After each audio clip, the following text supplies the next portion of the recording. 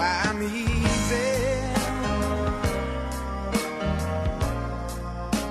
I'm easy like Sunday morning. And welcome in. It's another edition of the morning / in this case, afternoon podcast.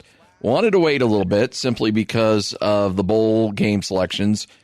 And we got a lot to talk about. Talk about bowl games, talk about where teams are going, talk about matchups, and Hans, we have not had a chance to break down the debacle on Friday night with Utah getting worked by Oregon and losing the Pac-12 Championship game. Now, Lloyd Cole usually joins us. We try to get it set up with Lloyd, and then he said that he needed more time, and he was not ready. And we had scheduled it. We were going to tape this at 4 o'clock, and right now, Hans, I don't know what your phone says, but I got 4:03, and I tried to call. He's like, I'm not ready yet. I need more time. Yeah, typical Lloyd Cole. Yeah. Typical Lloyd Cole, so wouldn't expect much different. And I guess we'll just wait for him to call. Yeah, you texted him and asked him what time are we recording, and what was his response?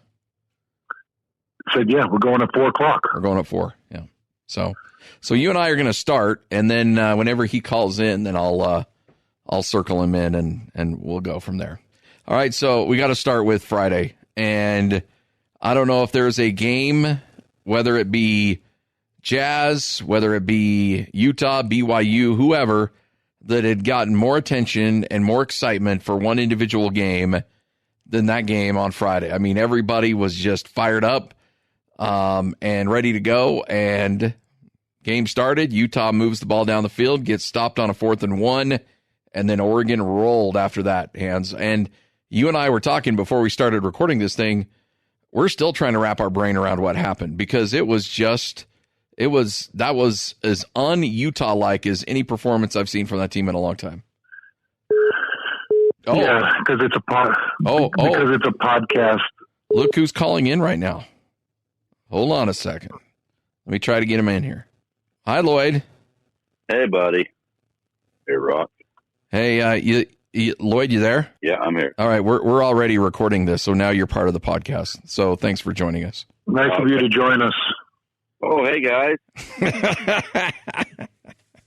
Don't come around here guys. Once every year asking questions like that. Oh, hey, guys. Nice of you to show up.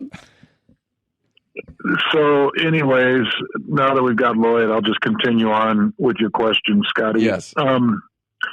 It was a butt kicking. It was brutal across the board, and I'll be doing film review tomorrow. I take Sunday to enjoy the family, and we do the podcast, but I do all the post-game analysis, and so I definitely have an understanding of this game, but I'll do the film review tomorrow. I'll have it posted somewhere around 10:30 or 11. But I know what it's going to be, and it's going to be total trench domination, both sides for Oregon. And it's also going to be Oregon showing up defensively with nastiness and aggression. You know, you talked about the 4th and 1 stop. Moss was a little bit hesitant in the backfield, and Oregon did a really good job. They actually had 9 in the box on that play, and they walked a safety up, and that safety was nasty all game long, and they were ugly at the point of attack. Remember, I was breaking down what Oregon does defensively. I told you they'd get into their chest, they try to extend, and then they try to rotate, move into their gap, and they did those things well. What I didn't expect was for their offensive line to be able to control the line of scrimmage with Fotu and Anai and the rotation, and to be able to just really solidly set pockets. Herbert had plenty of time to throw throughout the night. So it was just a bummer. I didn't expect Trench to go the way it went, because that is not how it looked against Arizona State and Oregon State the 2 weeks leading up to this game. Yeah, that was a rough time for Utah, for Oregon to play one of their better games of the season. And, you know, you bring up Breeze, the safety, you know, he gets away with what I thought for sure was going to be a helmet-to-helmet and a targeting. Like, I thought he was gone. And then they keep him into the game, and it's almost like the kid's like, well, I'm playing with house money right now. I probably shouldn't even be here right now. And he played like his hair was on fire the rest of the game. It's a great way to put it. I was watching the UFC fights last night, and they had a heavyweight fight right before the main event. and this big heavyweight kicked this other heavyweight, Steph Struve, kicked him 2 times right in the boys, hard. And the second one, he kicked him so hard that I thought they were going to just disqualify him. Well, they took a point away, and he was then way behind on the cards.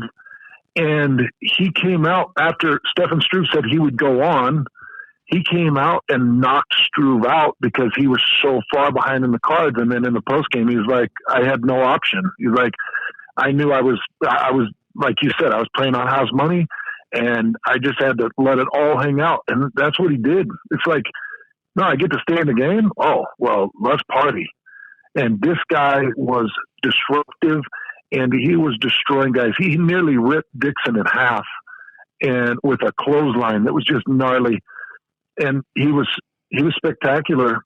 And Scotty, they out-physicaled the University of Utah.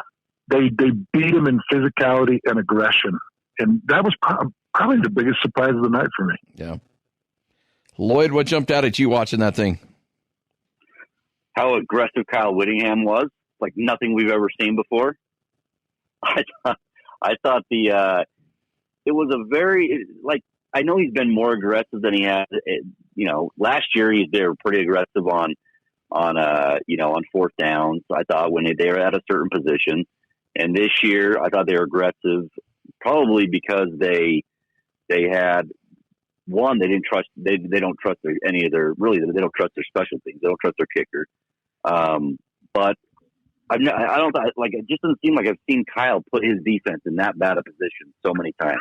Like, you might see him do it like once or twice, but as many times as you did, it was just, the guys were playing tight from the start. I mean, the commentators kept talking about how they kept going over to the sidelines. They kept seeing the players, Utah's players, and they just looked like they were shocked. And that was when it was like, I think it was like 10-0. They were just shocked. And I kept waiting for them to bounce back, and finally they did in the third quarter. But it was a weird game. And we talked about it all week where he said they can't have a slow start. Can't have a slow start. And I mean, you can't have a slow quarter, whatever. They had a slow first half, and that game was probably pretty much lost by halftime. Yeah, and it just felt like the whole game, and I watched it with some Utah fans that were neighbors, and it just felt like, you know what, when it just for whatever reason, offensively, they'd been so good this year, and Tyler Huntley had been so accurate and made such great decisions, and a few people I was watching the game with got really upset, thinking, well, Tyler Huntley's not playing well, and I'm like, well, yeah, the guy's running around trying to stay alive out there because his offensive line was just getting bulldozed. That number 5, was it Thibodeau, or I can't remember his name, but that number 5 was just living in that backfield. And there was really very little Utah could do from a protection standpoint to give Huntley any kind of time whatsoever. Yeah, and then Huntley reverted back to his old self and dropped his eyes. It was crazy right there in the third quarter. He started lifting it, had a drop off to Moss that went for a touchdown, and things started to crank for a minute. But I just didn't expect him to revert back. I didn't expect him, and I know stay in that groove for as long as he stayed in that groove. Yeah, it was on and off like all game. Like you'd see him like go back to old Huntley, then he'd come back and you'd see him find some guys, and you're like, okay, there he goes. He looks like he's about to scramble, then he finds a guy and he passes it off to him, whether it was Moss or Keithy or something, and then he would revert back. Like it was just it was back and forth. I mean, it really was just like it was hard to explain. He just kept going back and forth with who he was. Yeah, it was tough to watch, and the problem was, Hans, you look at how the rest of the Saturday played out. Oklahoma really struggled against Baylor, but was able to come back and win that game. Ohio State loses. Everything just kind of set up nicely for Utah. Had they won that game and won it by 7 to 10 points, we'd be talking right now about Utah being in the college football playoff. There's no doubt in my mind whatsoever. I would have been shocked considering how the rest of the weekend played out if Oklahoma would have left Utah. Utah would be in right now. Well, and that just goes to show you what was on the game. And we did talk about this, just the dramatic nature of the turn of events on winning and losing. And we said, man, you would think worst case scenario would be Cotton Bowl, but you kept saying, Scotty, throughout the last couple of weeks, well, I don't know, there's always that Alamo Bowl chance. And now here we are looking at Utah headed to the Alamo Bowl against the Texas Longhorns. Yeah. Well, you lose the way they did. Like at least if it's a close loss, then maybe you get a little more love. Yeah. But you got blown out. You really did. Yep. You pretty much were blown out. Your defense gave up more yardage than it ever has. I think you tweeted out a stat. What was it, 177 yards or 189 yards more than their average hands? Yeah. I mean, 180 plus over there, what they've typically been giving up on the ground. You got blown out. You didn't even have a good showing. So whatever the national media saw, they saw that and they're like, wow, I don't think I want to put you in any sort of bowl. Yeah. It was a bad look. Just really a horrific drop by Utah. I mean, to go from a college football playoff spot all the way down to the Alamo Bowl. I mean, that is a really difficult drop. And frankly, and Hans, as a player, you can talk on this. Like, I know that you had a disdain for bowl games, but you would have loved to have played in that Cotton Bowl. I know that was your redshirt year, but nobody was complaining about the Cotton Bowl because it was such a great game, a historic game, and just unlike anything BYU really did or really had done in the past. So that's great. That's awesome. But then you go back and now you're playing in a game that, frankly, probably there's some players that don't really want to play in this game now. And there's a good chance Texas win that game. I know, that's the thing. I don't know. Like, if I'm Moss, do I play in that game? I don't think any of the seniors do. I mean, if I'm Jalen Johnson, do I play in that game? No, especially after what you saw what happened to Blackman. No, I just don't at this point. I feel like, my draft stock's where it needs to be. I'll get ready for my workouts. And, still, if I'm Lucky Fotu, probably Bradley and I probably play in the trench. Jalen, no, underclassmen coming out, maybe, but I don't know. Definitely not Moss. Tyler Huntley will go. He'll go 100%. Francis Bernard, he'll go, and he'll go 100%, I'm sure. But I've got the feel that there's going to be a game, and I know this is a 7-win Texas team, but they were in a dogfight with LSU. Do you remember that was like week 2 or week 3? Yeah. It's like 38-33 or something like that. Yeah. Yeah, man, it was a classic dogfight. I do remember. I actually sat and watched an entire half of the Texas-Oklahoma State game, and they beat Oklahoma State, and I think Oklahoma State was favored in that game, if I remember right. I think that was week 4 or 5, so you got to go back a little while, but Texas got a win. Probably the best win was against that Oklahoma State team, and they've been in a dogfight against some good teams. I think that this is going to be a little bit more of a motivation for them. It's not nearly as far to travel, probably going to have a decent sized fan base there. And man, it was the worst case scenario for postseason for the University of Utah. Yeah. And then you also, but the Lord's point is probably what they deserve. Oh yeah, you show up like that. And by the way, I want to set this record straight on this because I turned off Twitter because everybody wants to make the argument that Utah was way overrated and way overhyped and didn't play anybody and didn't do anything to deserve the respect. And I disagree with all of that. They ran 8 straight through the Pac-12, and the Pac-12 isn't full of garbage teams. They got plenty of money and plenty of resources to get out there and recruit. And it's not like they were eking by some of these wins like Oklahoma did before they faced Oklahoma State and, of course, Baylor and showed some power. But You remember Oklahoma was just, after the Kansas State loss, they were leaking by teams. Well, Utah was just going out there and destroying these teams by 30, 35 points. And I think that they deserved the praise, and I think that they're a better team than what showed up. And believe me, guys, I've been on teams that have just gone out and laid an egg and underachieved. And, Scotty, I remember you talking to Coach Mack and Coach Edwards about 5 years ago. Maybe it was one of the football Fridays like 5 years ago. And you asked Lavelle, could you tell when your teams were going to show up? Could you know, like through the week of practice, did you know when they were going to show up?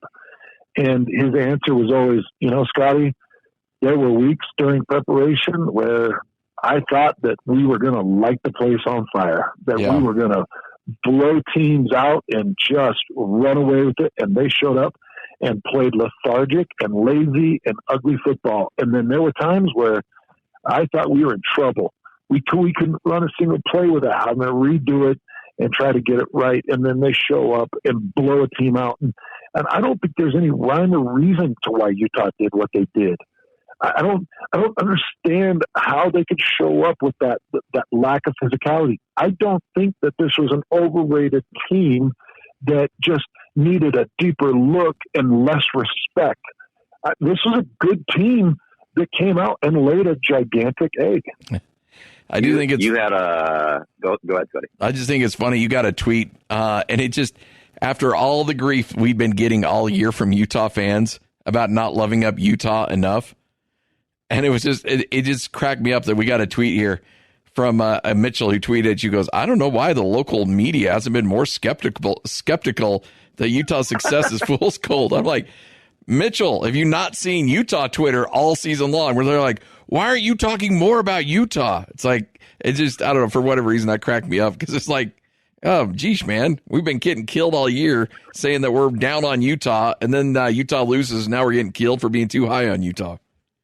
It's amazing what the lenses do. When you're wearing different lenses, what that does for you. Yeah. This is a chance for BYU fans to really kind of, and I saw on Friday night, they're piling on, along with, Oklahoma fans, LSU fans. I mean, all national fans, whatever. They were all going at Utah for losing that. And I'm not buying into it. I'm with you, Hans. I'm not buying into it that this team is crap and they're just overhyped, whatever. I'll just say this. You know what? You know what happened? They choked. It happened. Good teams, really good teams. I mean, dang good teams, they choke. It happens. We've seen it in the national championship. And props to Mario Cristobal. He had those Oregon Ducks ready, and they came out and bought out guys, and you saw it. They played an amazing game, but I think it took a little bit of both. I think it took Utah not playing to the level that they can, and Oregon playing to the highest level that they could to get that type of win. It's like I was saying to Scotty. It's like I was saying to Scotty before we got going on this thing. You know how I chart the good and bad plays for these games, Lloyd, and so I've got these points of reference. I've got 12 negative charted plays in the 12 positive charted plays for Oregon in the first half, which is, relative to a negative play for the University of Utah. 12 and not one positive play for Utah the entire first half. Not one. That's how dominant it was. It was Oregon was all over the place, and Utah's special teams, giving up returns and giving up a block punt, and it was just over and over in every aspect and category. These guys were flat, and this is a good team that just came out and played flat football and choked. Yeah. So now you get set to take on Texas. We'll talk more about that game coming up over the next couple of weeks as they get a showdown. Remember, Texas just blew out, I believe, seems like their entire defensive coaching staff. Todd Orlando, who was the former defensive coordinator with Matt Wells at Utah State, was their DC for the last couple of years with Tom Herman and just got fired. And so they're going to have to regroup with a new defensive with a new they haven't hired a new defensive staff. I'm not sure exactly how they're going to handle things in the bowl game. We'll learn more about that. BYU gets an old WAC opponent as they'll take on Hawaii in the Hawaii Bowl on Christmas Eve. And that'll be fun. I mean, I think that's good for BYU fans. That the islands over there that bowl game could not be happier than having BYU and Hawaii, two of the biggest draws in the islands, to play in that game. That game's going to be packed, and hopefully some BYU fans make the trip out there. I think that's a fun matchup against not a particularly good defense in Hawaii, but they've got a really, really good offense. Well, yeah, this is a Hawaii team that just played for a Mountain West Conference Championship, right? I mean, they're doing something right. Yep. I'd like to draw the short stick and cover that one. I'll take one for the You team. really want to go on Christmas Eve, though? You're not probably flying back until Christmas Day. You think Jessica's going to be okay with that? Have you met my kids? They're driving me nuts today. No, I love my kids. I really do, but they are driving me nuts today. I'm having a rough so day. If you ask me today, then the answer is yes. Yes. All right. But it'd that's be fun. You know, what would be fun is if the three of us got to take our families and just did a Hanson Scotty show family trip edition to the Hawaii Bowl. That'd be fun. Oh, I got to imagine the whole staff would love that. Yeah. That would sit well with everybody. That would be great. What would be crazy is we'd bump into the entire sales staff and management group there. That could happen. I thought that was more Mexico or whatever. Yeah, it's all across the globe. Yeah, exactly. Europe, wherever they'll be there. Utah State, they are going to Frisco, Texas, which is just outside of Dallas. They're taking on Kent State in the Frisco Bowl. That game coming up on the 20th, so we'll have the play-by-play coverage of that. Ask me what I know about Kent State. It is nothing. I don't know anything about them. So, well, I could tell you this: they've played twice, I think, and they're 1-1 against each other. So is this the tiebreaker? They played twice, haven't they? I saw the release earlier today, and I thought, this is not a common opponent. This is not somebody that any of us are familiar with. Do you know anything about this team, Scotty? No, I don't know anything about this team. You got some studying to do. Outside of that, like some bowl matchups. I was talking to you, Scotty. The Vegas Bowl is going to be fun. Boise State and Washington kicking the bowl season off. That, like you said, that's a kind of a an interesting Chris Peterson storyline right there. By the way, Kent State is 6-6 on the season. You got a common opponent in Toledo. They lost to Toledo 35-33, and that's about it. I mean, not a common opponent. You got a BYU played Toledo, Utah State played BYU. I don't know. Look, that's all I got for you. It's really my what was. So they lost to Toledo. Toledo's not all that great, right? No. Well, they beat BYU, and Utah State lost to BYU. So. Yeah. Well, okay. Yeah, but BYU beat USC, and USC's all world beater now. Their last three home games, they've averaged 8,400 fans at Kent State, so that's good. That will not be a well-attended bowl game. Both of them did play Auburn too. Auburn beat Kent State 55-16. Utah State lost to them. What was it, 42-6 or something like that? So there you go. Mm-hmm. That's all I got for you. But trust me, when the game rolls around, we'll have more information on who Kent State is. We'll be a little bit more educated on these teams. Yes. We'll get it down. Yeah. What'd you guys really dive deep? What do you guys think of how far Utah fell in the rankings? Deserved. No, you? I thought it was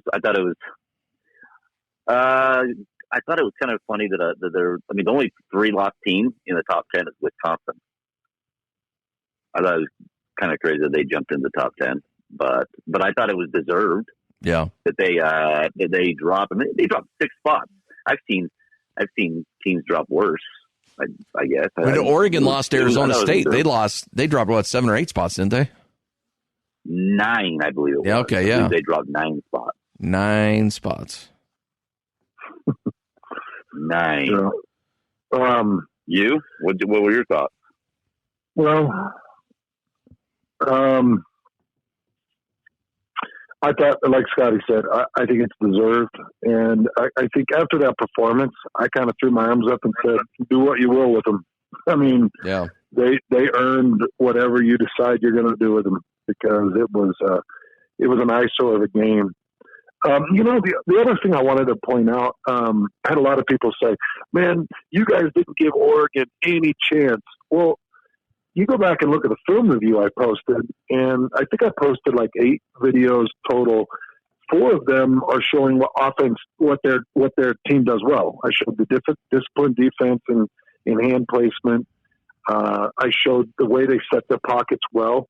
I showed their offensive line in run game and how dominant they could be, physical at the point of attack. And then, Scotty, you and I, we talked about it. Said if Tyler Huntley turns into old Tyler Huntley, then Oregon could be in this game. Yeah. If Oregon wins the turnover battle, then Oregon could be in this game.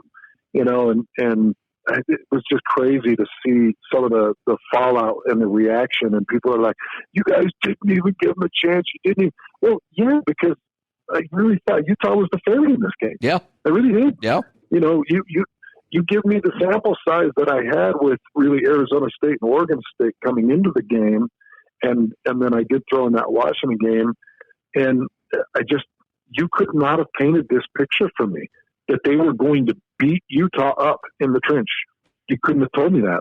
There's no way. So there's no way Arizona State and Oregon State are that much more physical than Utah in the trench that they didn't get handled like that. But we did see some things that Oregon was doing.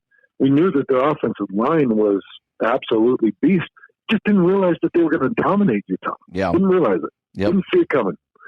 But I'll own it. I mean, I probably hit on 10 games this season for Utah and missed on a couple. I missed on this one. And we missed on some. But I swear I'm less embarrassed than Utah is. Those guys in the locker room, they've got to be heartbroken because I think that they saw what I saw. Yeah. In fact, I know they saw what I saw because I talked to staff. I know what they saw. Now, they had a tremendous amount of respect for them, but they didn't think that Oregon was going to come out there and throw haymakers. They didn't. They thought that they could stay in this one and probably win the battles. Yeah, yeah. Can we bring this up real quick? Because I saw a little bit of on Twitter, and I don't know how I saw it more than I thought I would see, and I don't know how crazy it got, but stop with the fire Whittingham. Just don't do it. Just stop. Like I saw it a little. I saw that. Don't be tweeting at players. These guys, I felt bad for the players. Yeah. And you got fans that were tweeting at players, and I'm just like, you know what? Like these guys busted their ass like all season long. They were a good team, and they had a bad game. But don't be tweeting them up a storm and busting them up over it, and don't be starting fire Kyle, because you know what? You're not going to have anything better than Kyle Whittingham. The guy's won you a lot of games. He's put the program on the map. Well, and to see that after he's gone, he got to the team to a Pac-12 championship twice is just it's a little bit overreaction. Yeah, yeah. Well, and this is what I'll say about that too. Is first off, don't be an idiot. There's nothing worse than a bunch of 40-year-old dudes tweeting at 20-year-old college football players telling them they suck. I think that's embarrassing, and frankly, you shouldn't be on a social media platform if that's what you're doing, and you can't control yourself better than that. That's ridiculous. Second of all, Mark Harlan very quietly has made a lot of changes to that athletic department at the University of Utah.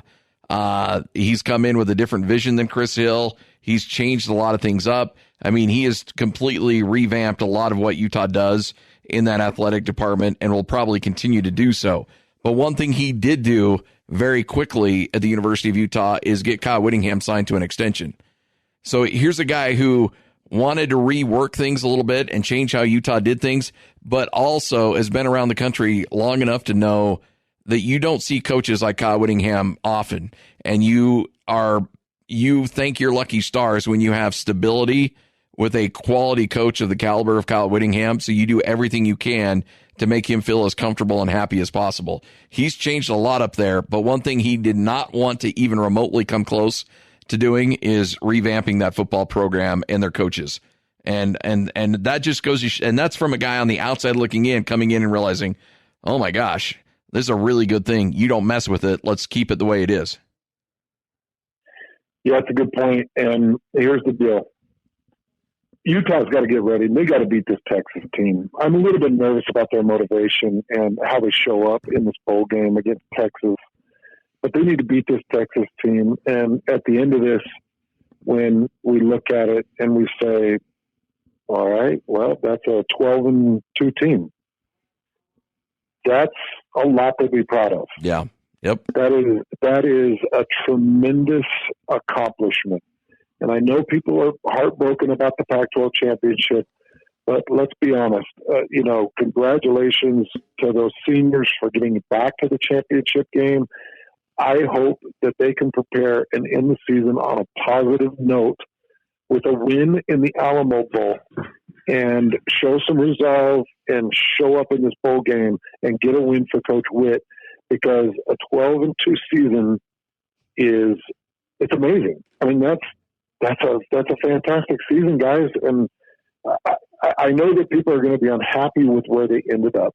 They missed the Rose, they missed the college football playoff, they missed the Cotton Bowl, and they land all the way down in this Alamo Bowl. But it's still a fun matchup. It's, a lot of great classic football played by Texas over the years. Still a good matchup. And if they win it, still a ton to be proud of. And this season will still be a great season for the University of Utah. Yeah. Well, they may not be the Texas of old, but it's still like I'd say a top. What do you say? Top 5 name brand with Texas. Oh yeah. Well, they don't got major. They don't got major Applewhite, but they're pretty good. No, I'm just saying that you go out there and you beat the brand. Can't make fun of Major Applewhite. I love Major Applewhite. Major Applewhite. Great name. Yeah. Yep. Well, gentlemen, that'll wrap it up. That's another edition of your morning after / afternoon after podcast. Really quick, I did want to make mention Weber State won there. Yes, I meant to get to that. The second round of the playoff that they're in, really a dramatic win and fantastic game for them. And they got a rematch against Montana in Ogden. Montana got them over at Montana. Weber State has a chance to get a little revenge on them coming up next week in Weber. So, yes, please, if you're in Ogden, get your tickets. Go see Jay Hill and the crew. Support that team because that should be a really fun game coming up next week. Great point, Hans. Yep. All right, that wraps it up for us. Thanks for joining us. That's your morning after podcast. Scott Garrard, Hans Olsen, Lloyd Cole, right here on 97.5, 1280 The Zone and the Zone Sports Network.